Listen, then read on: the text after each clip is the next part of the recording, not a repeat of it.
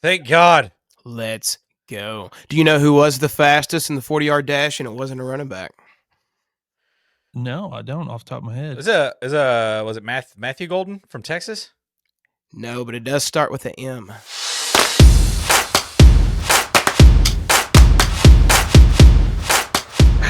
All right.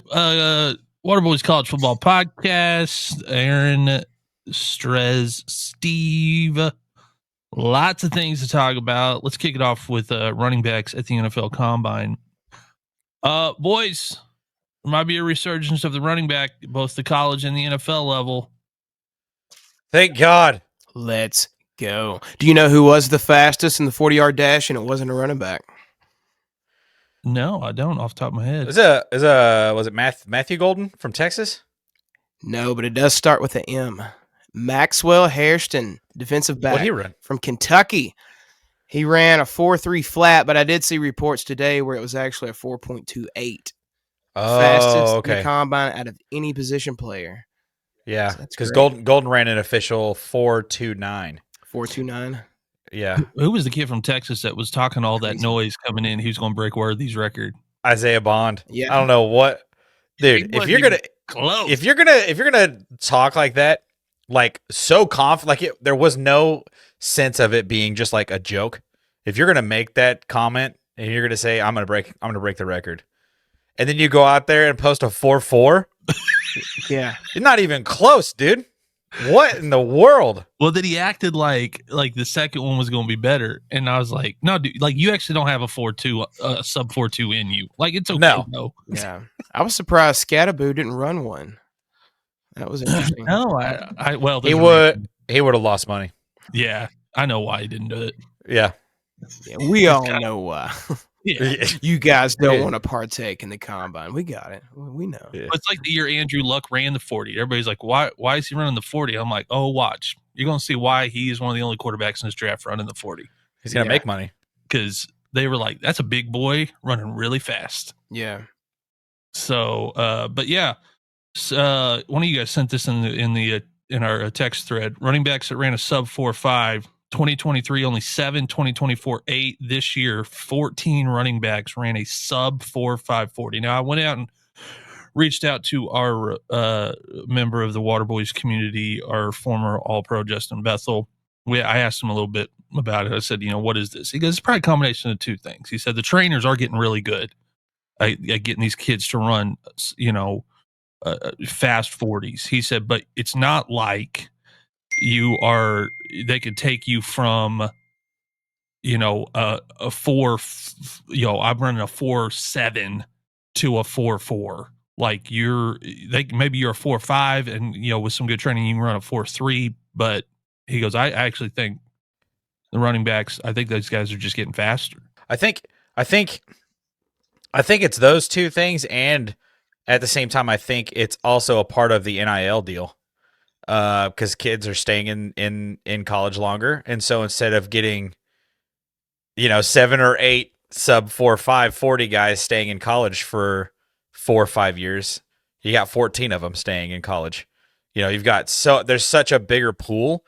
It felt like of these running backs, because it felt like this was like a running back class where several guys had like come back, wanted to continue their college career, make more money in college. And I feel like that could be a part of it too. But yeah, I think at the same time, like the trainers are getting crazy, and the running back prototype has changed so much.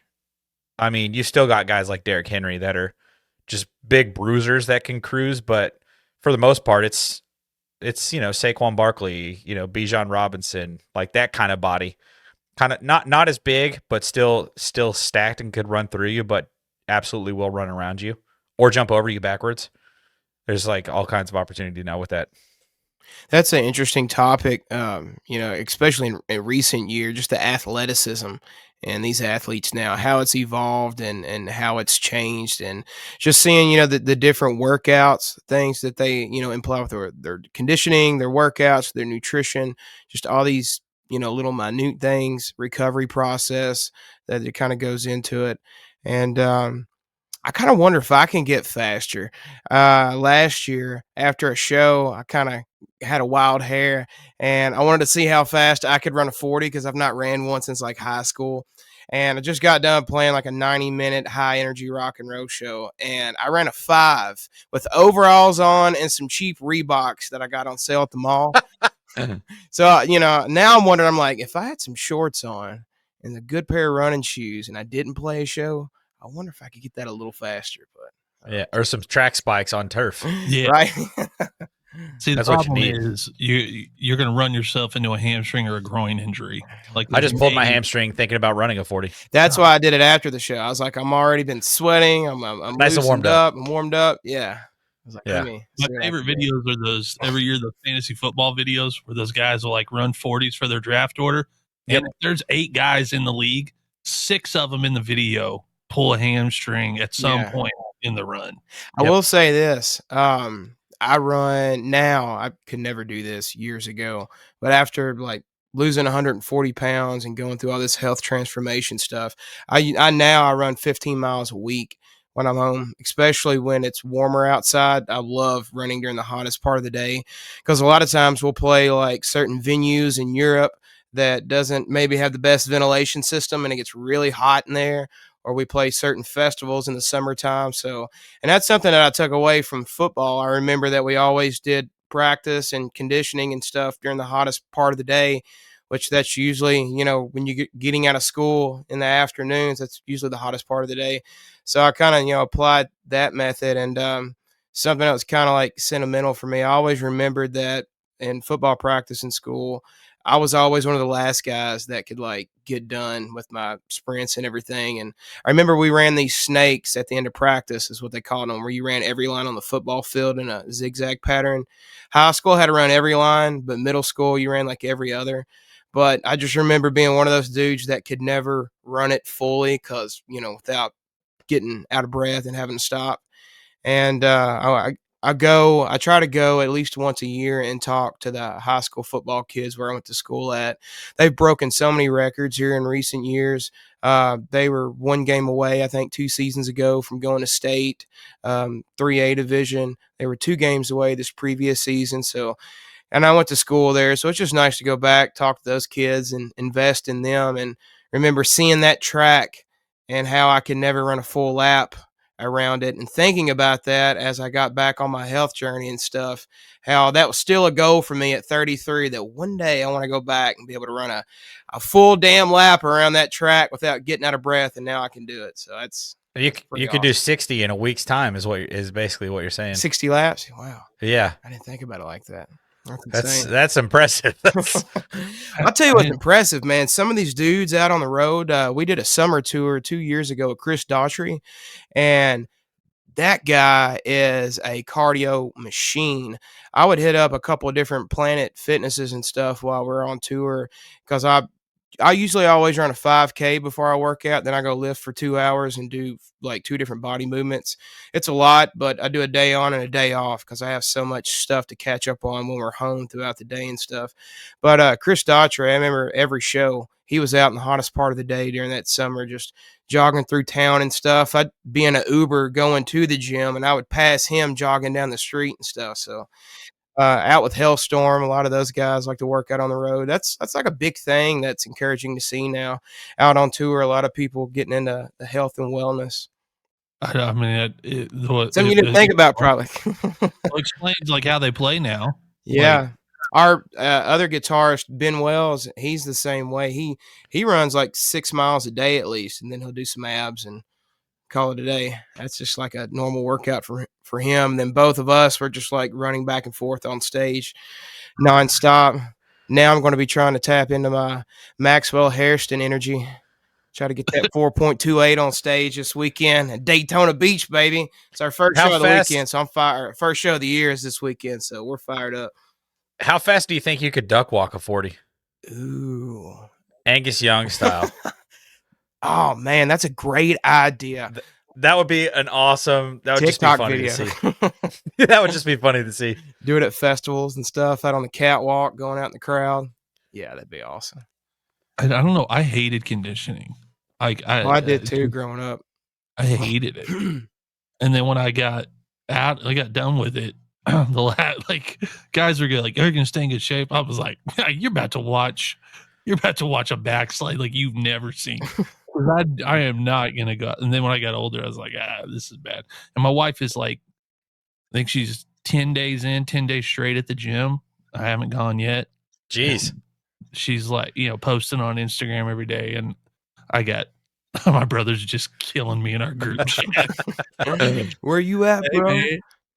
Yeah, and I got one brother that's a cop, and he's built like a brick house, and but I'm like, yeah, man, like, but you got like a thing, like you're doing it because there's probably going to be a situation where you're going to need to control somebody. You're doing this out of like necessity. You're not doing this because you want to look good with your shirt off.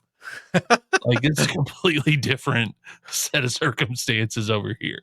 That's actually a good trick right there. Just find a gym, because the gym that I go to here at home, a lot of cops and firefighters work out there. So find you a gym that's got a lot of cops and fighters there. They're always working out. You can just work in with them, do all the stuff that they do. It's pretty impressive. All right. Other topic I thought was interesting. We were all excited about North Carolina going to be doing HBO Hard Knocks. They're not.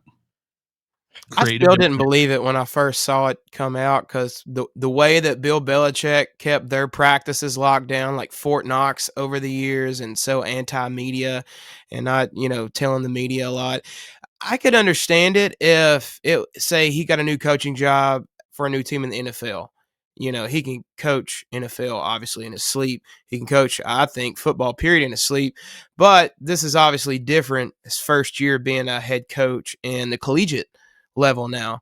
So I would want to maybe kind of focus on that when you're already in the spotlight, and you're going to get scrutinized anyways. So what would that be like, trying to adjust to the collegiate level this year with cameras in your face? And then it's interesting when you read the article, I guess they couldn't come to an agreement on the creative control. So I wonder if it was maybe they wanted to film or have access to certain things that maybe he didn't want them to have access to, is kind of my opinion and just kind of guessing here. But it would have been cool. I hope maybe they pick up some college football team. That would be awesome, for college football. I think people would love to see that in general. No, it would be. That would be cool. I think Hard Knocks obviously started it, but with quarterback, and then they had this wide receiver the last season on Netflix, and then they had the QB1 that followed the high school phenoms. I just think it's so cool to be able to watch any sort of football program like behind the scenes, seeing how the team is operating in the locker room, how they're interacting with each other, kind of what that looks like. Because not a lot of people get to see that side of football. They only ever see the outcome of a game on a Sunday or a Saturday. They don't get to see what practice looked like on Tuesday when they had full shells on and were, not tackling to the ground or whatever, So that was a bummer when that news dropped that they were not going to have the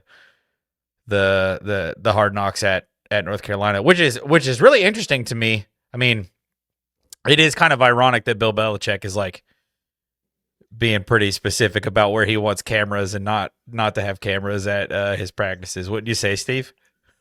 Yeah. Yeah.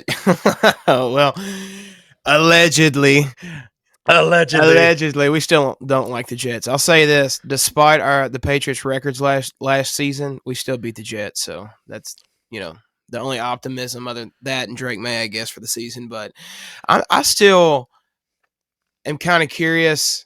He's got his reasons, obviously, that we've all heard now and read for going to UNC. But I'm kind of surprised he didn't pick a team in the Big Ten or the SEC. Is what I'm still kind of like.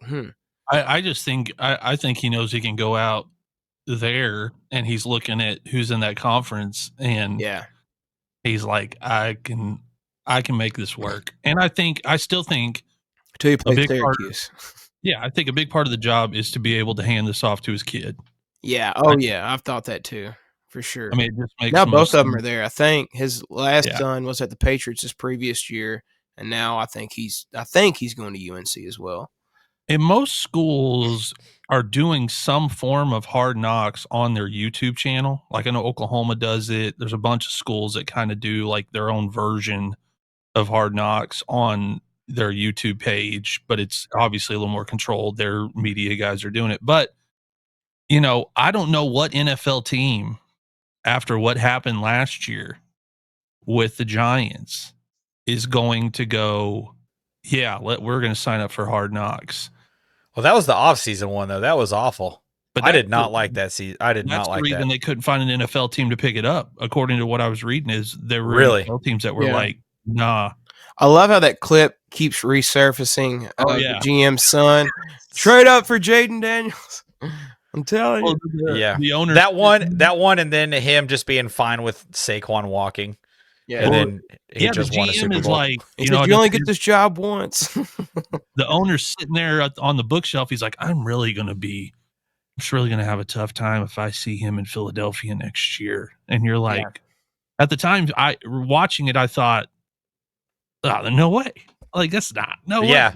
It's such a weird, like an in-division thing specifically was just the weirdest thing. I knew he would probably ball out. We probably all kind of, guessed that, but win a Super Bowl and against the Chiefs, is that the extra and almost break the record? Yeah, like it was like the dream NFL season for a running back. Like you get transferred out of it, or you get not transferred, not traded either. Kind of just like you leave in free agency to a better program, better franchise, and then you have almost a record-setting season. One of the coolest highlights ever to be recorded by an NFL running back with that reverse hurdle, whatever the hell he called that. Oh, that's the weird. And then winning the Super Bowl. Like, it's just crazy. And you went to a team that did a great job investing in the trenches. Yes. Honestly, that's what won him the game. Yeah. And, I was kind of looking forward to it because I have been told by college coaches that I know that NFL coaches have a much easier job than they have at the college level. It's a much easier job. And I was kind of looking forward to fans getting to see, like, there's no off season as a college coach. As an NFL coach, once your season is done, most of these guys, they can go to the beach or they can take a few weeks off and go hang out with family or whatever. College coaches, once their season's over, they're immediately start. That documentary with about Florida, Urban Meyer talking about after they won their first national championship at Florida, he's in the locker room texting recruits. I think that could be a big reason why maybe Bill Belichick wanted to go to the collegiate level, because not challenging enough. Yeah, and he's got a yacht that's named 8 Rings. He's already spent a lot of time on it.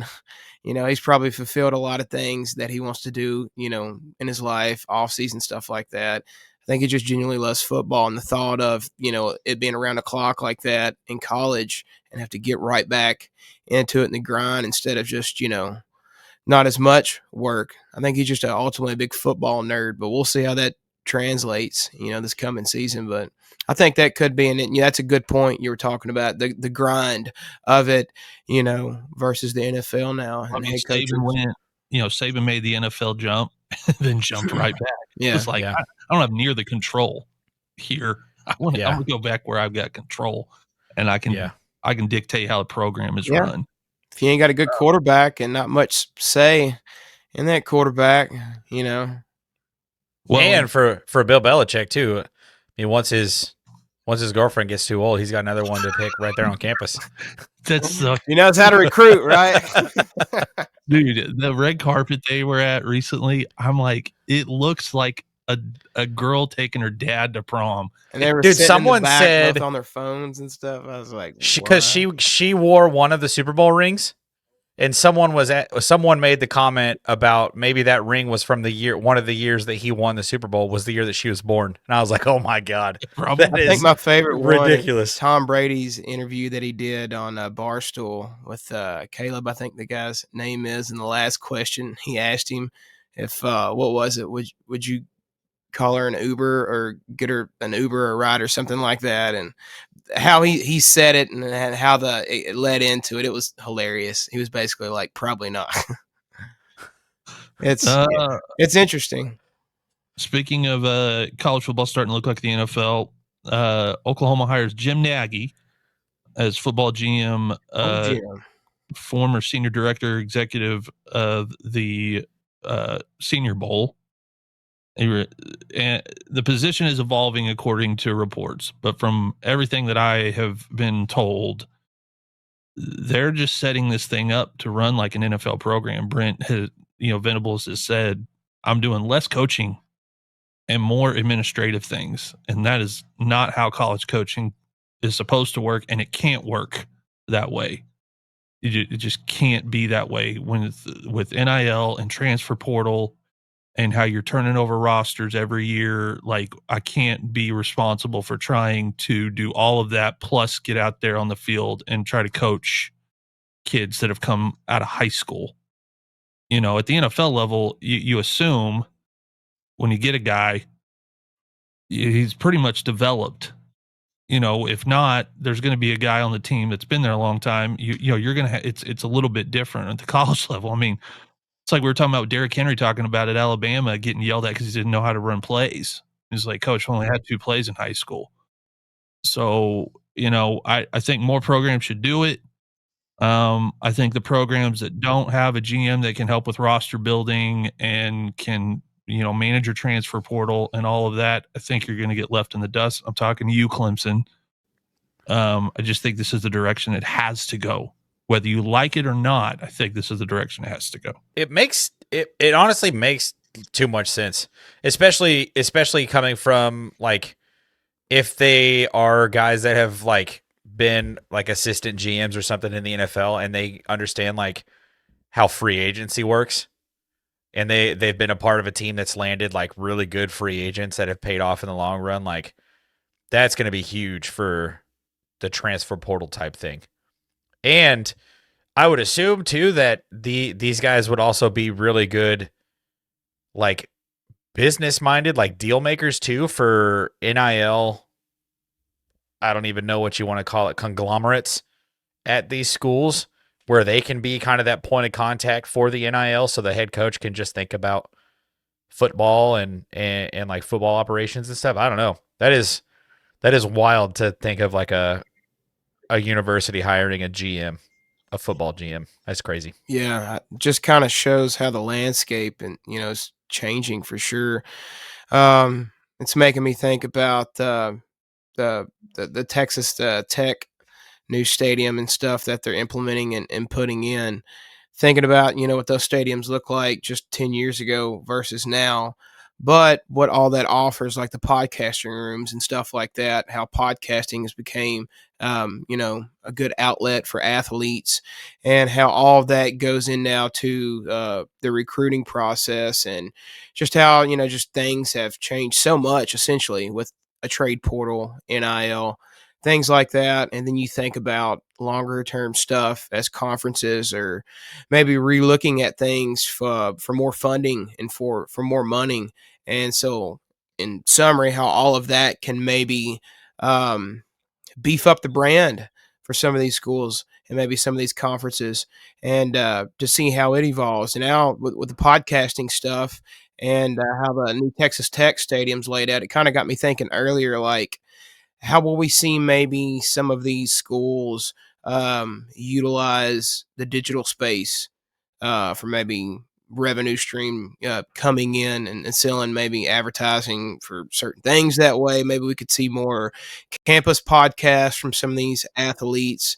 There could be more, revenue possibilities with that. So, just kind of spitballing here, obviously, but just how the landscape is changing, what it's going to look like here in the next 5 to 10 years. 242 million. That's Texas Tech. Unbelievable. The barbershop piece, man. You know how hard it was to get off campus to go get a haircut, like, in season? That was so tough. And I mean, you're moving too, right? Like, you're moving completely away from home to go play ball somewhere. Right. You don't have a barber. Like, you have someone that cut your hair for however many years, and you move away from them and you never see them again, except for maybe Christmas break, depending on if you're, in the playoffs or in a bowl game or something. But yeah, to be able to have, like, a barber shop, like, the idea of, like, keeping all the guys in the building, I think is awesome for like a football team's success. It's just like, and it can keep them out of trouble too, because there's a lot of options out there for 18, 19, 20, 23-year-olds, that to get into some trouble. And if you have just, you've got the podcast room reserved from 8 to 9. Well, you go in there and talk about whatever you want to talk about, right? Like, I'm just thinking of like some random like anime podcast from some DBs or something at Texas Tech. Like that'd just be hilarious. I think it's a really smart move, honestly. I wonder if the NFL is going to have to start catching up. Do they need to start taking notes, thinking about some of the NFL stuff that's came out here recently, where they've ranked those teams report cards? Yeah, and the Patriots getting a lot of slack for their plane having no Wi-Fi and still ashtrays, old school ashtrays in the plane. It's like, you win 5 games, that's when you unlock the Wi-Fi password. Robert Kraft is so old school. Right. And I've talked to guys who have gone to the NFL level who have told me I downgraded facilities when I left college. That's what they all say. It was Oklahoma, Texas, LSU, Alabama, Georgia, these schools that have these just unbelievable facilities, and then they go to the NFL and they're like, it's kind of a downgrade. Like I didn't have all, as much cool things to do, but also, there's a reason they put movie theater rooms, video game rooms, barbershops, pools. Like, they're really just trying to keep those kids from, they don't want them out on the street. They don't want them like going and hanging out at a frat house. And, the next thing, something's on Sports Center the next day. The team meeting after one of your teammates gets a DUI is real awkward. I'm gonna be honest with you guys. Like, that was the toughest thing to sit through, and I had to hear one of my teammates apologize to 110 dudes for getting a DUI. I'm like, man, that's crazy. Well, because you want to go, there's 110 of us in here, and you couldn't call one? It was over Christmas break, so he was like, not even, I guess it really doesn't change anything if it's Christmas break and you're away from the facilities, but at the same time, like, that could still happen. And see, it was, call me. Yeah. I'll come pick you up. Yeah. The old Sebring Coupe. I'll come pick you up, man. Speaking of Oklahoma, I have to do this because he's an Oklahoma legend. So Oklahoma, after we talked last week about the spring games disappearing, Oklahoma is also canceling the spring game in favor of what they're calling the Crimson Combine, which is just fans get out there, interact with athletes. They've done something similar to this, by the way. That'll be the new thing. Yeah, teams you watch and see. They call it fan days or something. I can't remember. You go get your team poster signed, take all your pictures, all that stuff. But Gerald McCoy, legend at the University of Oklahoma and one of the greatest players to ever come out of there, played Tampa Bay forever and ever, is not a fan at all and came out pretty hard against the university in canceling the spring game. I understand what he's saying. I get it. He said, well, the fans and it's tradition, it's all that. It's like, yeah, Gerald, it's also a thing that is broadcast nationally for every other college coach to start making phone calls. And there's nothing that until they fix it, I'm not going to fault any school for going, we're not going to parade our best guys out there for other schools to start making phone calls and get kids transferring, because there's so much time between that spring game and start of the season. All that has to happen is one kid gets pissed off on a Thursday in July because coach came down hard on him, and he goes and looks through. Yeah, you go, oh, what was that school that texted me right after the spring game? I'm going to go call them. Yeah, spring games. This may be the last year that Power 5 schools are doing spring games. Yeah, that sucks. I hate that. They're not even broadcasting Bama's spring game, right? No, I don't think. Oklahoma's is last year they put it on like local. It wasn't on. They didn't broadcast. They didn't pick up from an affiliate. If you're there, go Facebook Live somebody. Send us a link. Call Connor Stallions and figure out how he did it. Yeah. And I will say, I was thinking about it, because I went to a few spring games as a kid here. I didn't grow up with a lot of money. Getting a ticket to go to the University of Oklahoma is not cheap, no matter who the opponent is. And we used to count on the spring game being the $5, $10, $8 ticket that we could get as kids to go see football. It may be the only game we could afford to go to. And there are going to be a lot of kids so that part of it, I feel bad for people who are like, this is the only time I can afford to go see them is when they're playing each other in the spring. I can't afford to go. I can't spend $70 a ticket sitting in the nosebleeds against Kansas, which is what it used to cost. Yeah. And now this has gone on the ways. I just don't. I don't want this to become the NFL where it's an elitist fan sport.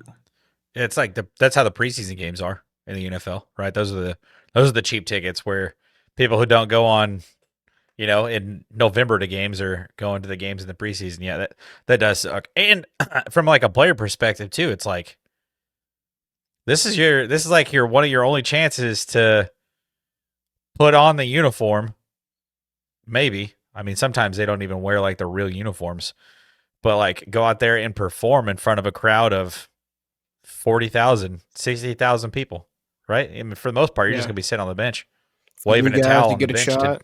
People who've been working on stuff in the off season to showcase that. And yeah. Like, I don't know. That just, everything about that just pisses me off. Do the fan day the day before. Like, you're not practicing the day before the spring game anyway. Let us have our cake and eat it too, damn it. Exactly. Listen, I really was on Gerald, I was really on OU side when I initially read it yesterday. And then I was over here in this closet behind me and I found an old hat that has Steve Owens' signature on it. And I'm like thinking about, and it was a hat I got signed at a spring game. And they had the Heisman legends were walking around signing autographs. And I remember thinking, oh yeah, I got that because it was like a $8 ticket. And I could afford my brothers and I could afford to go with my dad to spring game. And all of a sudden I thought, oh man, there's a whole bunch of kids just like me that this is it. They're never going to get to go to OU football games now. This is going to be the spring game was it for them. And now they're, cause you think about it, you got a couple of kids, you're spending $50 for spring game tickets. If you got a few kids, plus parking is $20. Unless you're going to walk forever, and it's still $10, $15. I mean, some nachos, Coke Zero, $100, still a lot, and that's just a spring game. And for all those reasons, Strez had the genius idea: just do both. Give us our cake, and just do both. And you can fix the entire problem by closing the portal before the spring game. This is not rocket surgery. You know how much cooler spring games would be if you knew going to the spring game, this is the roster. Yes. Yeah. Like, what if you close the portal halfway through spring practice, right? Give a player a chance to be like, all right, I don't really want to be on this team anymore. I'm not seeing what I want to see now. And then they go to some other school in the middle of spring practice, learn, everything that they can for 2 weeks, show up in the spring game and pop off, and they just earned a starting spot that coming fall. Like, I just think they just need to listen to this damn podcast and close the portal. Exactly. Well, we don't have to talk about it this week, but spring games are going, and the other thing that I'm really that you're not going to see a whole lot of the next years is the really cool videos on social media of a walk-on getting a scholarship. I have shed tears. Yeah, man. Watching those videos of a kid who's been in that program as a walk-on for 3 years, who is last year finally earns a scholarship, and the guys who've been there on scholarship, the big-time players who are going to play in the NFL, are going just crazy for this kid who they know has worked his tail off. Yeah, to get this scholarship. That's going to go away too. Yeah. Was he a linebacker from Kansas? Yeah, last year. That was awesome.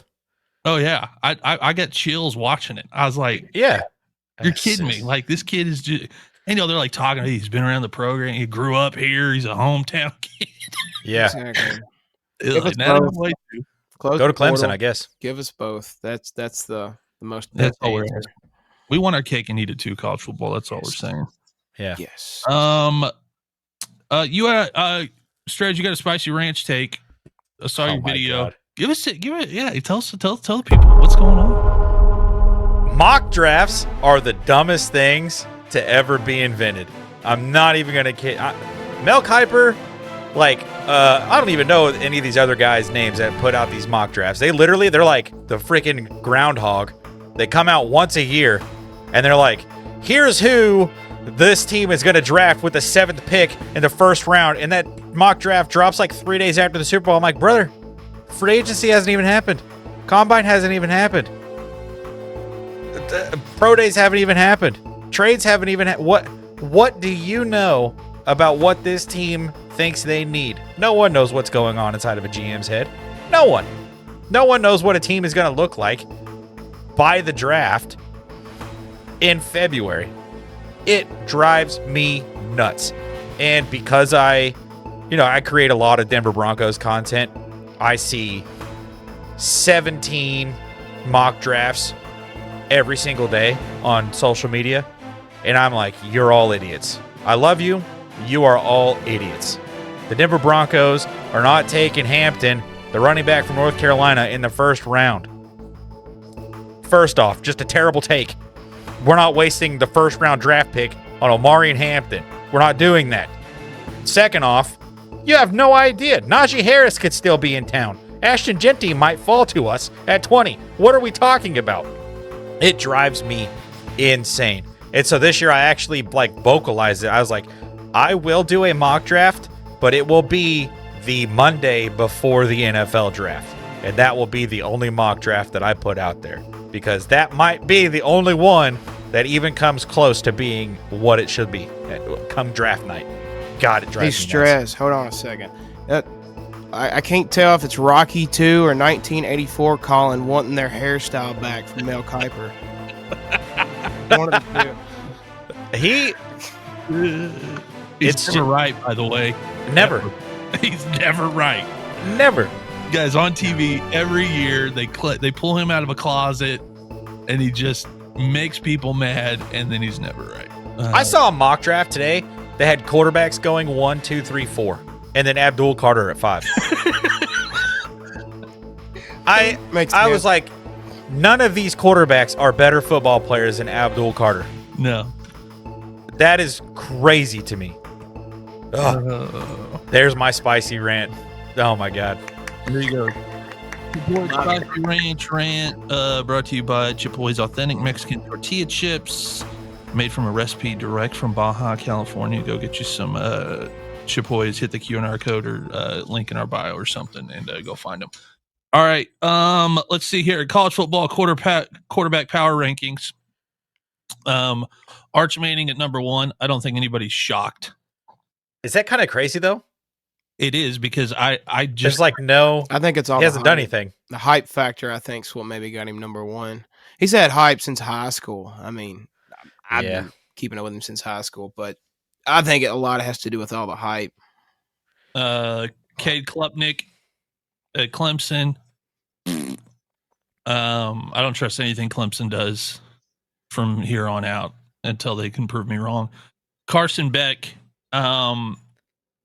he will be the one to watch this year, because he will either revitalize his career or just completely tank any draft stock he has by game 6. Yeah. How well did he recover too from that elbow? Right. Drew Aller up at Penn State. Oh God. Not a fan of him either. Garrett Let's Nussmeier. talk about the most overrated quarterback. Yeah. Garrett Nussmeier at LSU I really like. I think he should be higher. Yeah, Was he at 6? He Yeah. should be higher. Yeah. Lenore Sellers out of South Carolina. I like him. I am a fan of Beamer ball, and I think Shane Beamer can do things with quarterbacks that just not a lot of coaches can do. And if you wear rec specs at quarterback, you're the man. You're just awesome. Like right away. I think that's so cool. DJ Lagway from Florida, I'm interested to watch. Honorable mentions, Luke Altmaier from Illinois. Shout out to Steve. He's got Illinois having a good year this year. So so does this list here. I'm a little Mateer from Oklahoma, not even on the list. And I was a little hurt by that. I'm not. Yeah, where's Julian saying? What's going on here? Yeah, that's a great question. They don't even have CBS doesn't even have him as an honorable mention. That's crazy. That's because Ryan Day doesn't announce a starting quarterback until like 72 hours before the first game. That's so frustrating as a fan.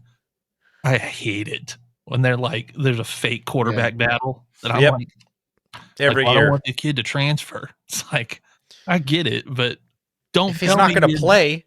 Yeah, don't tell me you're what not does it bringing matter? your number one guy into the office. So I'm going, listen, don't say anything to anybody, but you're starting. Like, you're just no way. Like, go out there, pretend. I need you to battle for the position, but you're starting. How high are you guys on Avery Johnson out of K-State? I'm always a fan. Kansas State for I haven't me. watched him enough. Kansas State for me is a little bit of a sleeper because I think the Big 12 is wide open. Yeah, you've got Colorado. I think you've got Iowa State and you got Kansas State, and then you got a lot of schools that are going to kind of be in bunched up around in the middle there. And I think Big 12 football this year will be the most fun conference to watch. Yeah. Maybe not the best, but the most fun. Yeah. You never know what's going to happen from week to week. Yeah, for a long time, that's how it was. I mean, you knew Oklahoma, you knew Texas, but the fun was to watch 3 through 12. Yeah, Baylor, TCU, Texas Tech. Yeah, you like any bunch of teams. Too many damn schools in Texas. What's Colorado going to look like this coming season? That's a good question. I haven't heard nothing who's going to be the quarterback or even. I've not heard anything. Yeah, they have been really quiet. Really quiet. Dion's like uncharacteristically quiet. Yeah. What's Prime scheming? Yeah, he's got something up his sleeve. He's got something up his sleeve. They're gonna win freaking 11 games this year. You watch, they'll come out the first week and score 60 on a team. Yeah, that'd be crazy. What in the world is going on? Before we do top 3 football coaches that we would play for, which is going to be fun because I pulled up ESPN's 150 list, and then there's a few coaches on there that I didn't see, but we'll do that here in a second. We've never done anything like this, but boys, I have been placing fantasy sports bets over the last 3 weeks. Are you plus money or minus money? How's that going? Okay, don't say it too loud. There's a little money sitting in this account on Underdog that I'm not sure what to do with, but and this is not just because like they're affiliated with us, but Betting Hero VIP is a free sports betting tech service. If you're listening to me and you're like, hey, I do some stuff, sign up for their tech service. Here's what's unbelievable about it. If you sign up for the tech service, you can actually just text them the information that you would like, and they will text it to you. And then every day they will send you complete breakdowns from NBA, college basketball, Major League Baseball, whatever it is that you're wanting to do stuff on. And they will give you, what I love about it is not just the game, but they'll give you players who are hot and players who are cold. And so then you can go into your Underdog app and say, are they going to, more points than this, less rebounds than this, that type of deal. So it actually has, I feel like an expert, and I'm not doing anything other than I look at my phone on this text I got, and I go to the Underdog thing and I just place higher points, lower points, and do all that. So, and for Underdog, they've got us signed up with them 50% match up to $1,000 in bonus funds. So listen, I don't encourage gambling. We're not a podcast that will do that. Gamble responsibly. But yeah, please gamble responsibly and don't try to do it on your own. Find Betting Hero VIP helps me use some. At least you can feel like you can at least tell your wife when you lost money. I did ask the experts. So, all right, top 3 college football coaches that we will want to play for. We don't have to do this as like a snake draft or whatever because that's not fair. But we'll just go around the horn here. Give me 3 coaches, Strez, that you would have, and it could be all time, it doesn't have to be current, that if you had gotten the letter from, you'd have been like, to play for that guy. Give me your 3. Woody Hayes, obviously. Give me Woody. I was looking through this list. Honestly, like none of these guys like pop out to me. I mean, Pop Warner, maybe I could go with him at 2. Especially to couple with my Jim Thorpe pick from last week. There you go. That makes sense, right? I don't know. And then maybe like a modern coach.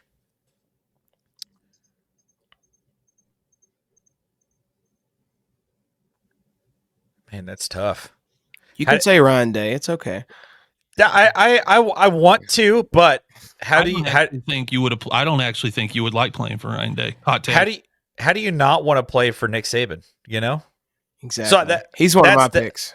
That's who I would go with. I would go Woody Hayes, go Bucks, Pop Warner, and Nick Saban.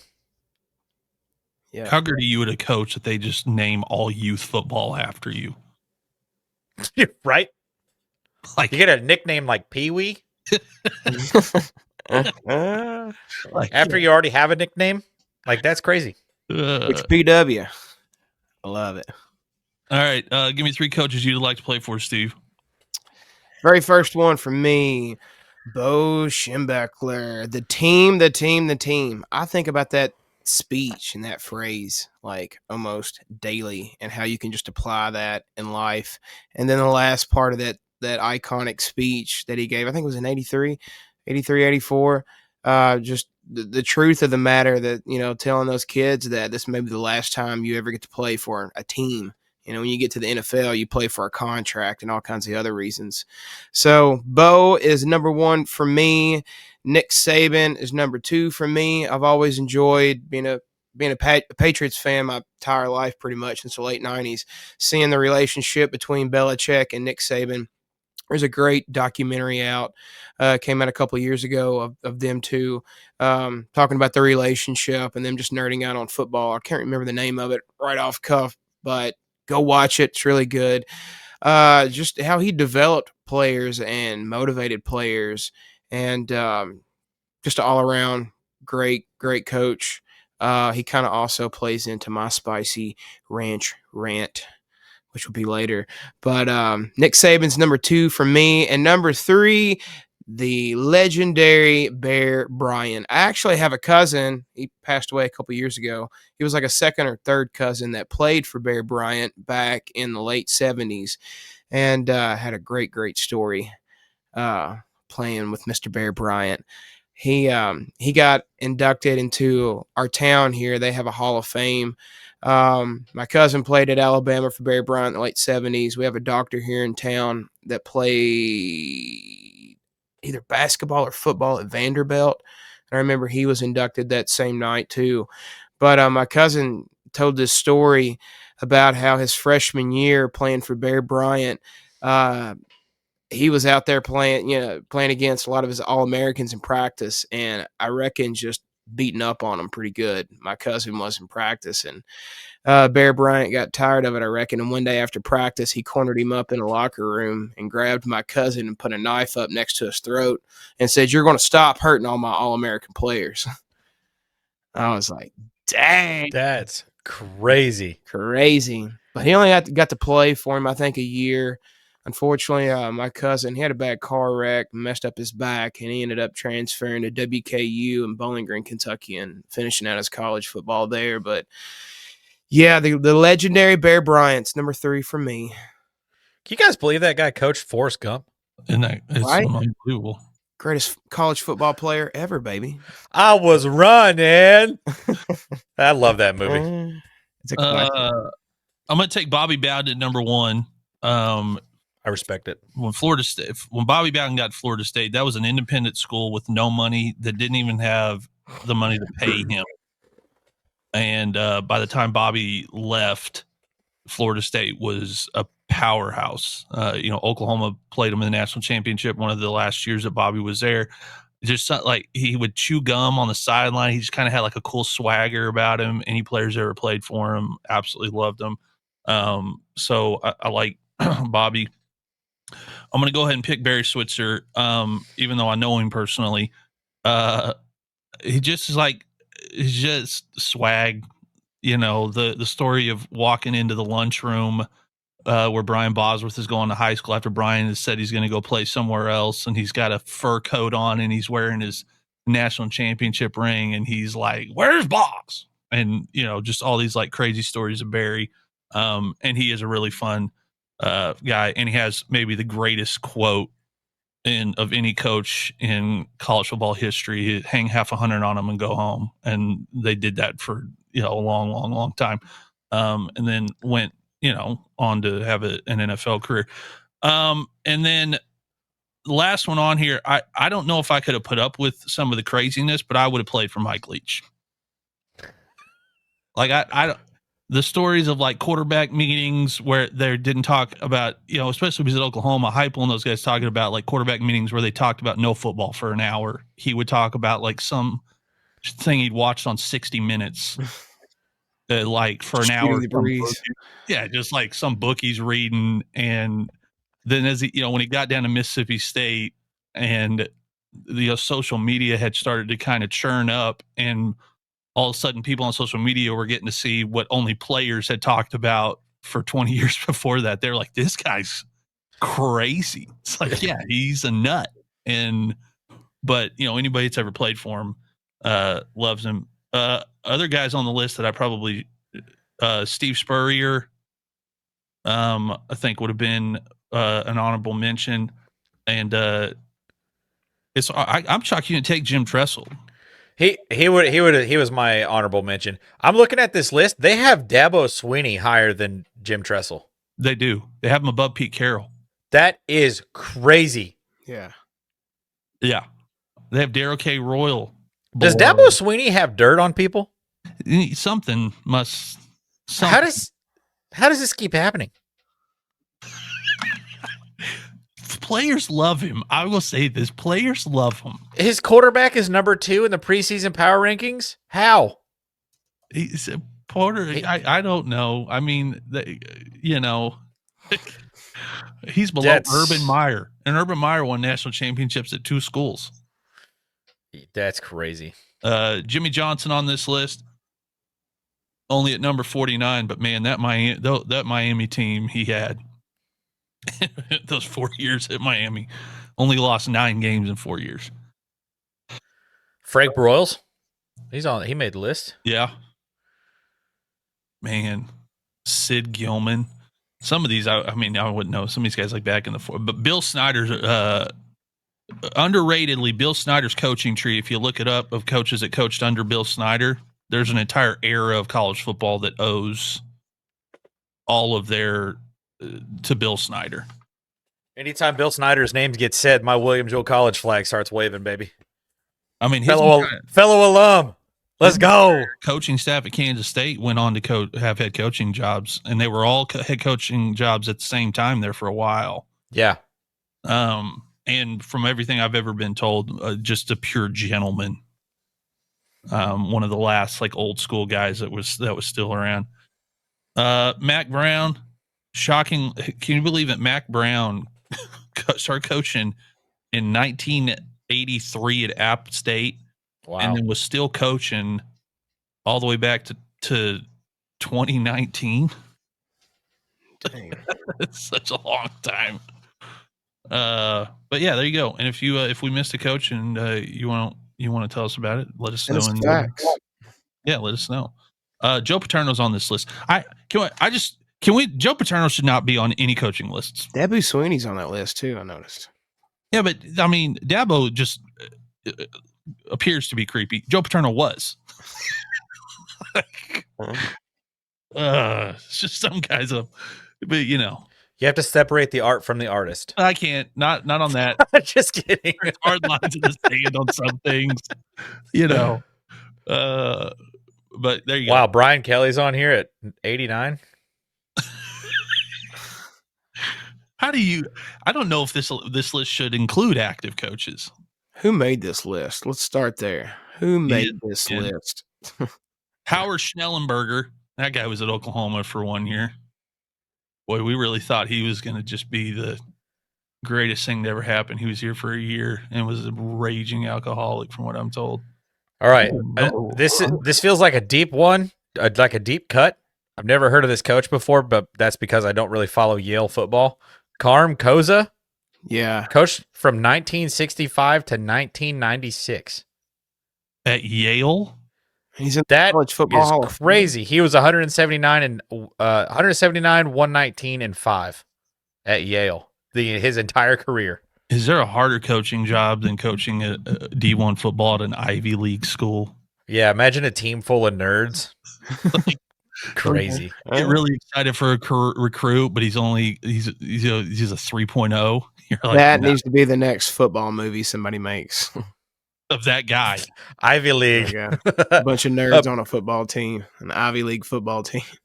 Yeah, there you go. I am proud of how many Buckeyes coaches are on here. That's great. Yeah. Earl Bruce. Mark Richt, when he was at Georgia, it just seemed like a gentleman of a guy. And he was in was it that Facing the Giants movie or something? He was coaching at Georgia. I was like, all right, yeah, okay. Les Miles he's a little bit like Mike Leach. Les Miles is fun. I was raised to hate him, so I can't. Oh, I was. Once he at Oklahoma State. Yeah, once he went to where did he end up? KU for a couple years. Yeah, I started to be okay with him at that point. He was kind of a nutbird too. He was. He just there were quotes he would say. They would string things together that he said this didn't make any sense at all. Well, there you go. There's your top 3 coaches. Steve, close us out with your Chipoy's spicy ranch rant. Oh, you want me hit you with it? Hit you with it? I got you. All right, my spicy ranch rant, baby, is college football needs a commissioner, a football czar, if you will, someone that can step in and keep everything on track here. I get it. I'm from the SEC. I live in Kentucky. I know, but I don't think that the Big Ten, the SEC, should have the sole say over everything, if you will, and to keep them from overreaching. A problem that I have going into the future and this coming season with the playoffs is the automatic AQs and who gets to decide that. I would like to see it done on merit, of course. The best of the best gets to play. And, maybe let the commissioners of each conference and council of presidents and chancellors, etc., of all the conferences get together and have them pick and hire someone, to be the new college football czar, if you will. So they should do it like they do the Pope. Yeah. Like white that'd be smoke, so like good. leaves. Do it in a place like Dothan, Alabama or something. Write a bunch of names down, put it in a pinata, There you go. bust it, It can't be blindfold somebody, and they get to pick a name. No, I'm 100% with you. Somebody's got it. Somebody with some cooler heads needs to do something because it's getting a little crazy out there. All right. Next week on the show, we're gonna do another rank 'em. We're gonna do I'm not gonna reveal it now, but we're gonna do skill position top 3 ranking in college sports, which is always tough because it's hard to separate their college career from what they did at the NFL level. And there's some guys that just bandits in college that the NFL but didn't. But and we're not going to do quarterbacks. We're going to do another skill position. And then I think we should start hearing some things from some of the programs by next week on if more schools are going to have spring games, so we can rant about that again on what schools are going to do spring games and what schools aren't. So make sure you tune into that. Make sure you follow us here on the YouTubes and over on social media, Waterboys Media. And make sure you're following all these guys on socials as well. All right, boys. Appreciate you. Yeah.